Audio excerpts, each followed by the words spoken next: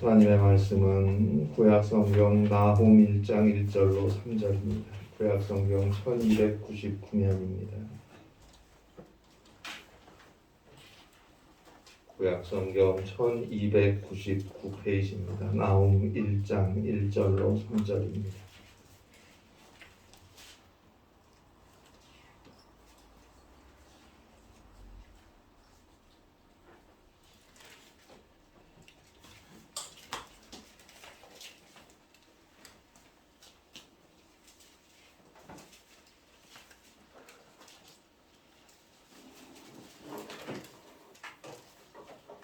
구약성경 1299페이지입니다. 나훔 1장 1절로 3절입니다.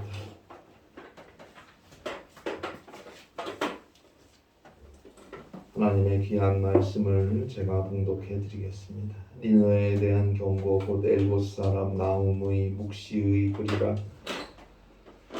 여호와는 질투하시며 보복하시는 하나님이시니라. 여호와는 보복하시며 진노하시되 자기를 거스르는 자에게 여호와는 보복하시며 자기를 대적하는 자에게 진노를 품으시며 여호와는 노하기를 더디하시며 권능이 크시며 벌 받을 자를 결코 내버려 두지 아니하시느니라. 여호와의 길은 회오리 바람과 광풍에 있고 구름은 그의 발에 티끌이로다. 아멘. 미국의 정신과 의사였던 모건 스카펫 박사님이 쓴 아직도 가야 할 길이란 책에 나오는 내용입니다. 나의 견해로는 삶이란 뿌리로부터 영향을 공급받는 식물과도 같다. 진정한 삶은 뿌리 속에 감추어져 있어서 눈에 보이지 않는다. 땅 위에 나타난 부분은 한 여름만을 겨우 지탱한다. 그리고는 시들어 버린다. 하루살이와 같이 우리의 인생과 문명의 흥망성쇠에 대해서 생각할 때 우리는 절대 허무라는 관념을 벗어날 수 없다.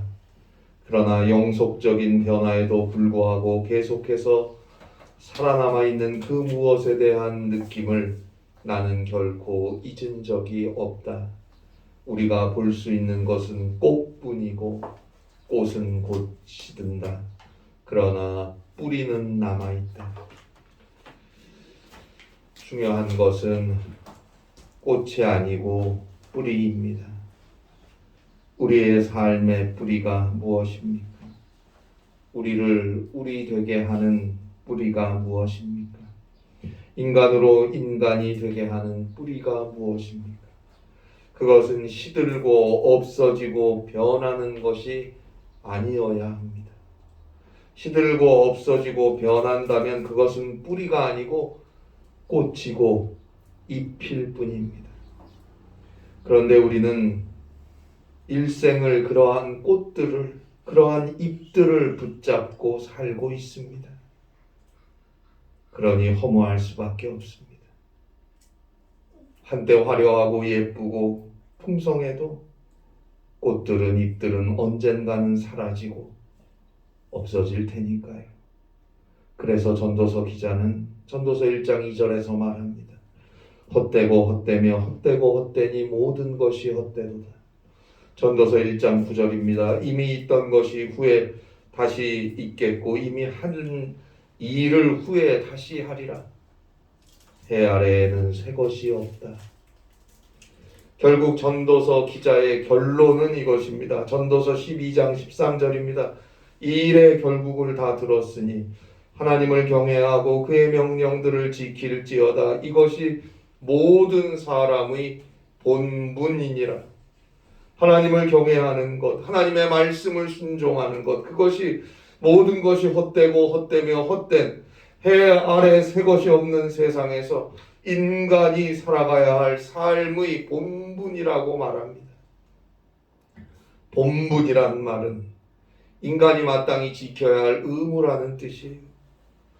인간이 마땅히 가져야 할 삶의 자세, attitude, 삶의 태도라는 말입니다. 그래야 우리는 우리의 삶의 뿌리를 지킬 수 있기 때문입니다. 이사야 40장 8절 말씀대로 세세토록 영원히 변함없는 하나님의 말씀만이 우리의 삶의 뿌리이고, 결국 그 하나님의 말씀은 곧 하나님의 사랑입니다. 그 말씀이 육신이 되어 이 땅에 오셔서 우리를 사랑하시고 우리를 구원하신 분이 예수 그리스도 아닙니까? 요한복음 1장 14절입니다. 말씀이 육신이 되어 우리 가운데 거하심에 호 로고스 사르스키노마이 카이 헤민 엔 스케노, 우리가 그의 영광을 보니 아버지의 독생자의 영광이요 은혜와 진리가 충만하더라. 히브리서 13장 8절입니다. 예수 그리스도는 어제나 오늘이나 영원토록 동일하시니라. 변함없이 영원토록 우리와 함께 하시는 예수 그리스도입니다. 죄로 인해 죽을 수밖에 없는 우리를 용서하시고 구원하시기 위해 하나님의 독생자 예수 그리스도께서 인간이 되어 오시고 말씀이 육신을 입고 이 땅에 오시고 우리와 함께 우리를 위해 사셨고 우리의 모든 죄악을 대신 다 담당하시고 저 참혹한 죄인의 십자가에서 죽으시고 사흘 만에 다시 살아나셨습니다. 그 십자가의 구속의 은혜로 죄사함을 받고 그 부활의 은혜로 죽음을 지나 저 영원한 생명 천국의 삶을 허락받았습니다. 이제 그 예수 그리스도를 믿는 믿음이 우리의 삶을 지탱하는 뿌리가 될 수 있을 때 우리의 삶은 계속해서 아름답게 꽃을 피우게 될 것입니다. 죽음도 그 앞을 막을 수가 없습니다. 그 누구도 그 무엇도 그리스도 예수 안에 있는 하나님의 사랑에서 우리를 끊어놓을 수가 없습니다. 로마서 8장 38절로 39절입니다. 내가 확신하오니 사망이나 생명이나 천사들이나 권세 있는 자들이나 현재일이나 장래일이나 능력이나 높음이나 깊음이나 다른 어떤 피조물이라도 우리를 우리 주 그리스도 예수 안에 있는 하나님의 사랑에서 끊을 수 없으리라. 우리를 우리 주 그리스도 예수 안에 있는 하나님의 사랑에서 끊을 수 없으리라. 따라서 예수님이 나의 구주이고 하나님이 나의 하나님이신 것, 그것이 나의 삶의 뿌리이고 나의 삶의 위로이고 나의 삶의 전부인 것입니다. 그러나 주님이 나의 주님이 아니면, 하나님이 나의 하나님이 아니면, 비록 한때 세상 살면서 많이 가지고 누리고 마음껏 즐기는 삶을 살아본다고 해도 그것은 언젠간 사라지고 없어지고 결국은 허무할 뿐인 것입니다. 오늘 성경 나훔서에서 우리는 이러한 사실을 역사를 통해 깨달을 수 있어야 합니다. 오늘 성경 나훔서 1장 1절입니다. 니느웨에 대한 경고, 곧 엘곳 사람 나훔의 묵시의 글이라. 여기서 니느웨라는 국가는 주전 9세기에서 7세기까지 고대 근동지방의 패권 국가였던, 니느웨라는 도시는 주전 9세기부터 7세기까지 고대 근동지방의 패권 국가였던 아수르의 수도입니다. 그 수도 니느웨에 하는 경고라고 했어요. 경고라는 말의 히브리어는 마사입니다. 이 마사라는 말은 멍에라는 뜻이에요. 짐이라는 말이에요. 짐. 결국 오늘 나훔을 통해 선포되는 예언의 말씀은 니느웨 위에 멍에 무거운 짐이 올려질 것이다 라는 의미예요. 결국은 니느웨가 감당할 수 없는 무게의 짐을 짊어지게 된다는 것은 니느웨가 하나님의 심판을 당한다는 것입니다. 그러면서 나훔 1장 2절입니다. 여호와는 질투하시며 보복하시는 하나님이시니라. 여호와는 보복하시며 진노하시되 자기를 거스르는 자에게 여호와는 보복하시며 자기를 대적하는 자에게 진노를 품으시며, 보복하신다라는 단어가 무려 3번이나 등장합니다. 오늘도 마찬가지고 그 옛날 구약시대에도 마찬가지고 같은 단어를 2번, 3번, 여러 번 반복하여 쓴다는 건 강조한다는 의미가 있는 거예요. 여기서 하나님의 보복의 대상은 니느웨입니다. 아수르의 수도 니느웨입니다. 역사적으로 니느웨는 이스라엘의 원수입니다. 북이스라엘은 주전 722년에 아수르 살마네세르 왕에 의해서 멸망당했고, 남유다도 히스기야 왕 때 주전 701년에 열왕기하 18장 13절로 19절까지 보니까 아수르의 산헤립에 의해 포위당하고 수치를 당하지 않았습니까? 결국 하나님께서 보복해 주시겠다는 것입니다.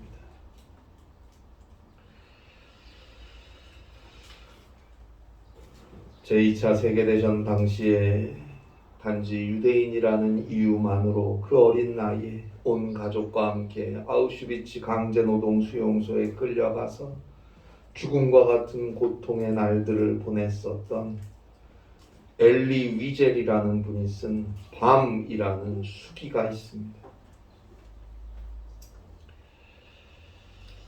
하나님의 은혜로 이제 전쟁이 끝나고 수용소 안에서 살아남은 엘리 위젤은 인권운동가요, 대학 교수로 활동했고 1986년에 노벨 평화상을 수상하기도 했는데요. 그가 이제 전쟁이 막 끝나고 얼마 지나지 않은 1959년에 쓴 작품입니다.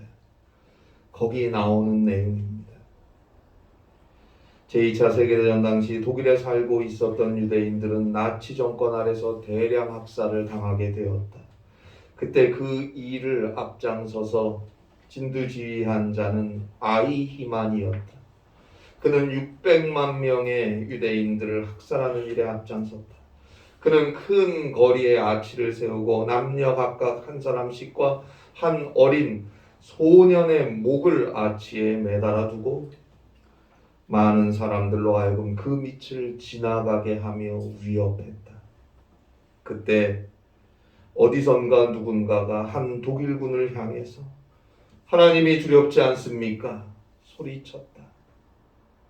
그러나 그 독일군은 비웃으며 지금 막 죽어가는 저 소년과 함께 하나님도 죽어가고 있다 라고 대답했다. 끔찍했던 2차 세계대전이 끝나고 유대인 학살의 주범이었던 아이히만이 오랜 도피 끝에 체포되었고 재판을 받게 되었다. 그때 나는 그 당시 나에게 들렸던 그 질문을 스스로에게 다시 물었다. 하나님은 어디 있습니까? 하나님은 어디 있습니까? 그때 내 속에서 나에게 이런 음성이 들리는 것 같았다. 하나님은 지금 아이히만을 심판하고 계십니다. 여러분, 불의와 폭력, 범죄와 전쟁, 끔찍한 만행들 하나님께서 반드시 심판하십니다. 오늘 성경 나훔 1장 2절에 보듯이 하나님은 보복하시는 하나님입니다. 기원전 9세기부터 고대 근동 지방을 제패했던 아수르는 잔인함으로 유명했어요. 교만했고 자기 힘을 자랑했고 무자비했고 탐욕스러웠던 거대한 제국, 결국 하나님께서 무너지게 하십니다. 그리고 그로부터 2600여 년이 지난 오늘 21세기 현대, 하나님은 여전히 전쟁과 폭력과 불의와 범죄와 무자비한 이기적 탐욕들을 심판하십니다.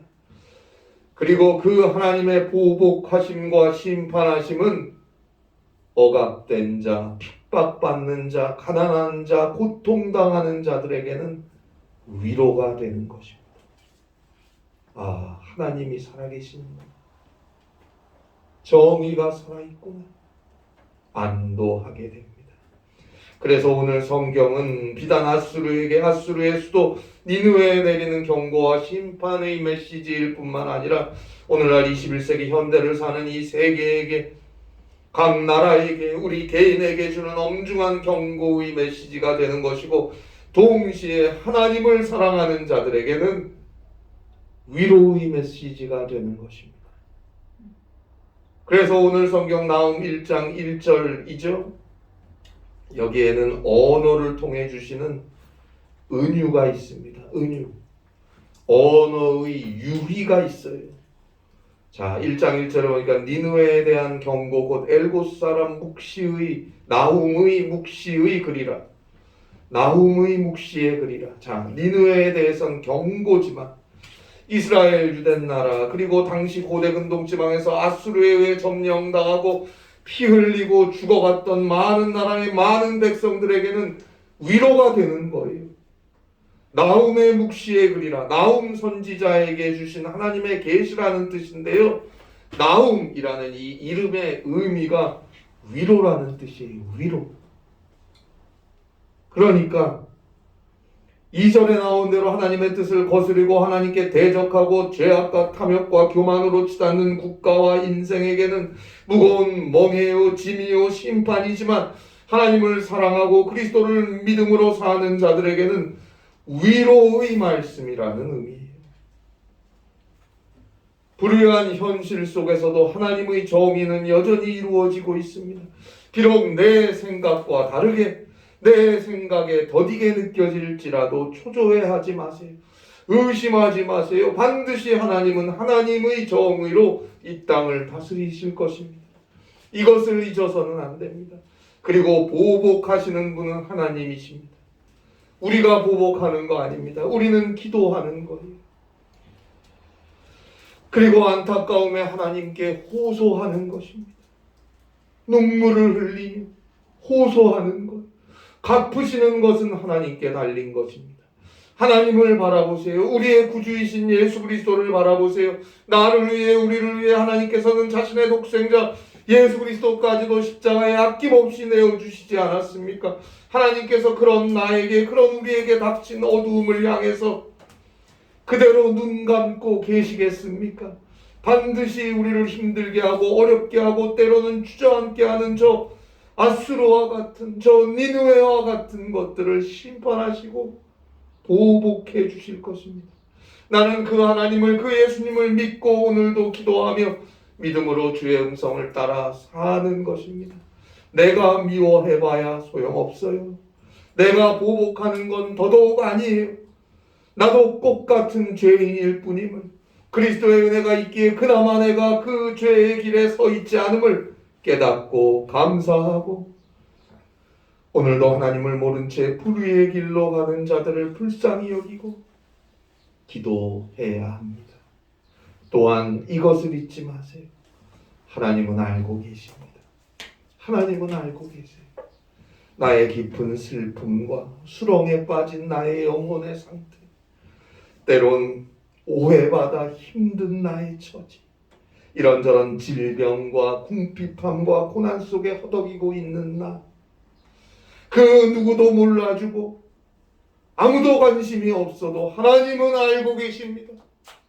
하나님은 알고 계세요. 그런데 왜 그 하나님께 아뢰지를 못합니까?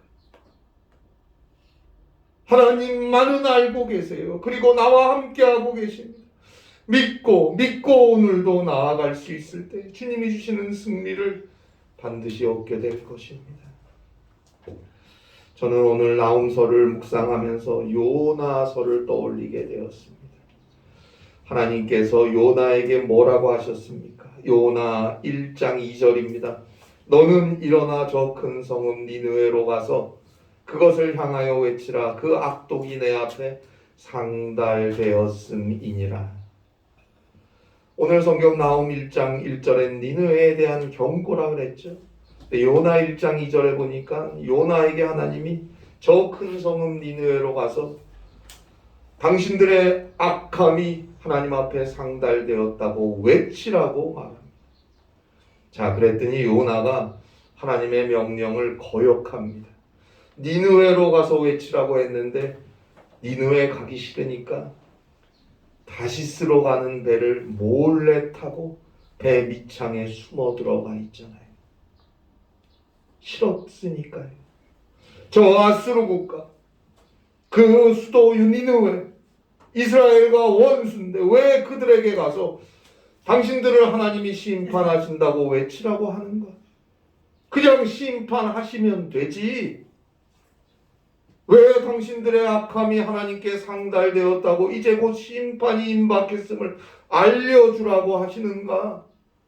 만약 심판이 임박했음을 알려줘서 저들이 그것을 듣고 회개하면 하나님께서 용서하시고 살려주실 걸 요나는 알고 있었던 거예요. 그게 싫었어요. 그래서 다시스로 도망간 거 아닙니까? 그들이 회개해서 용서받는 게 싫었으니까요.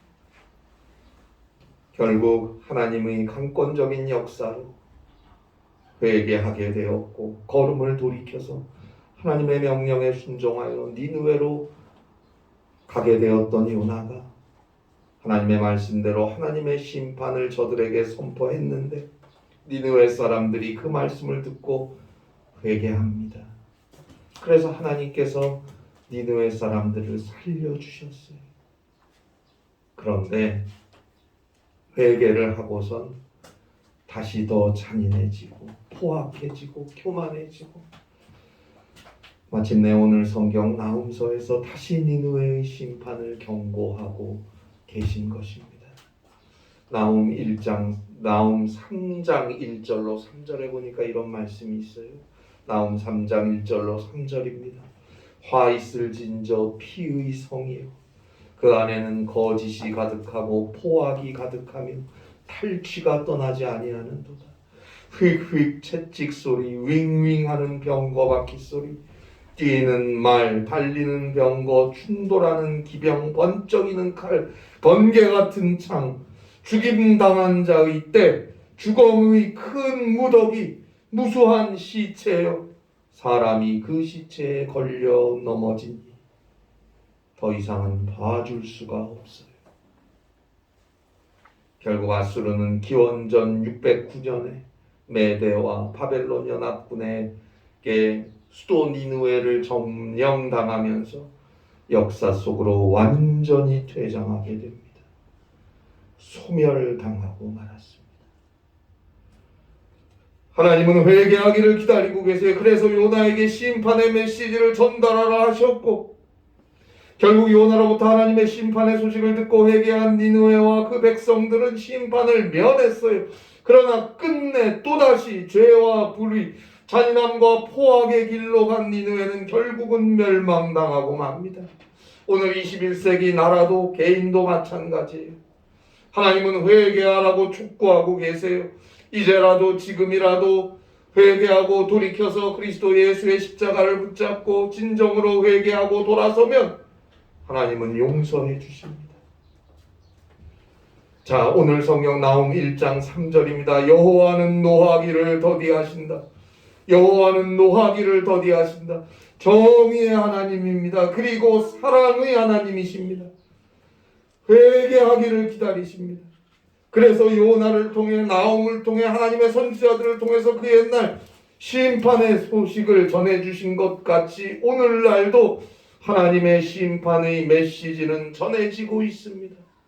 무서우라고 심판의 메시지를 전하는 게 아니에요. 협박하려고 심판의 메시지를 전하는 게 아니에요. 듣고 회개하라고 용서해 주려고 전하는 거예요. 듣고 돌아서기를 사랑의 하나님은 기다리시는 거예요. 하나님께서 노하기를 더디하시는 이유는 회개하고 돌아서는 사람을 한 사람이라도 용서하시기 위해서입니다. 다른 이유가 어디 있습니까? 오죽하면 하나님이 친히 인간이 되어 이 땅에 오시고 사시고 대신 십자가에 죽으시면서 우리를 용서하시고 구원하셨겠습니까? 어떻게 해서라도 용서하시고 싶은 거예요. 어떻게 해서라도 살려주고 싶은 거예요. 자신의 하나뿐인 아들이 대신 죽어서라도 우리 인간을 죄와 죽을 수밖에 없는 우리 인간들에게 죄로 죽을 수밖에 없는 우리 인간들에게 죄사함과 구원을 주시고 싶은 거예요. 그래서 끝내 결국은 그렇게까지 하셨어요. 요한복음 3장 16절 말씀대로 하나님께서 세상을 이처럼 사랑하셨어요. 그리고 여전히 말씀하고 계세요. 회개하라. 회개하고 예수 그리스도를 믿고 죄 용서함을 받고 주를 믿는 믿음으로 살아라. 그리하면 사도행전 2장 38절입니다. 성령의 선물을 주시리라. 성령의 선물을 주시리라.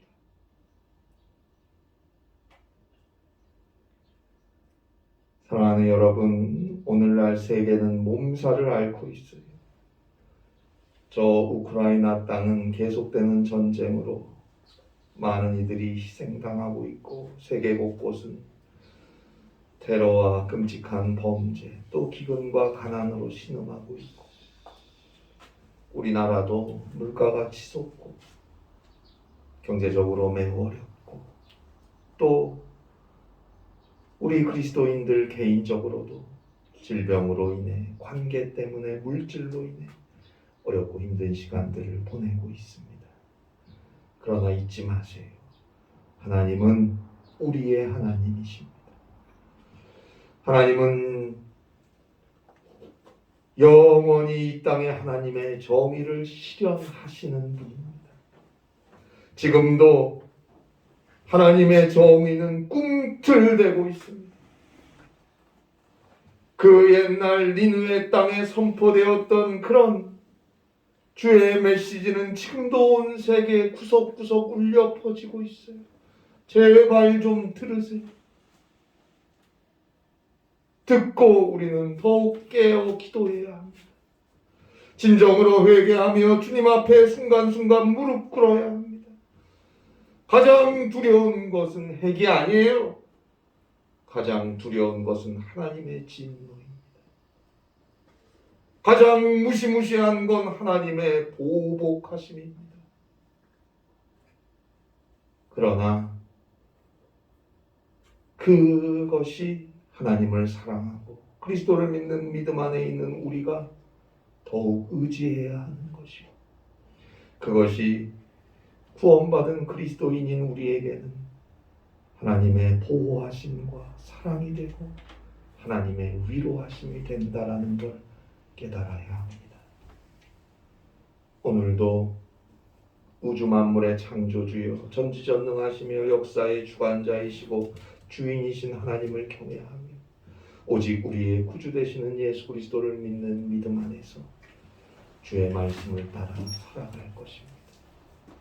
기도하며 주의 말씀을 순종하며 살아야 합니다. 그래서 하루하루 하나님의 맞사, 하나님의 경고와 심판을 듣고 보고, 그래서 회개할 수 있어야 합니다.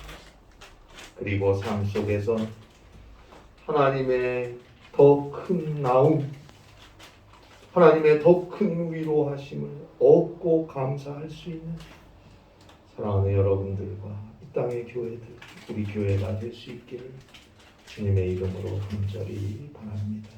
기도하시겠습니다.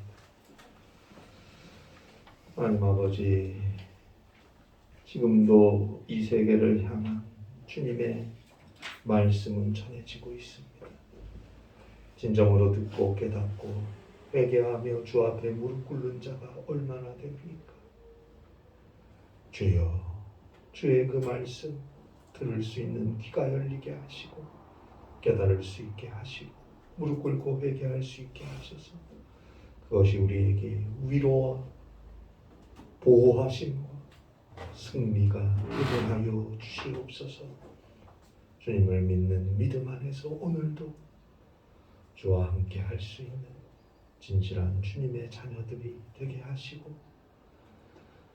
주의 심판의 메시지와 구원의 메시지를 전하여 하나님의 뜻을 이루어갈 수 있는 주님의 교회로 서게 하여 주시옵소서. 예수님의 이름으로 기도하옵나이다. 아멘.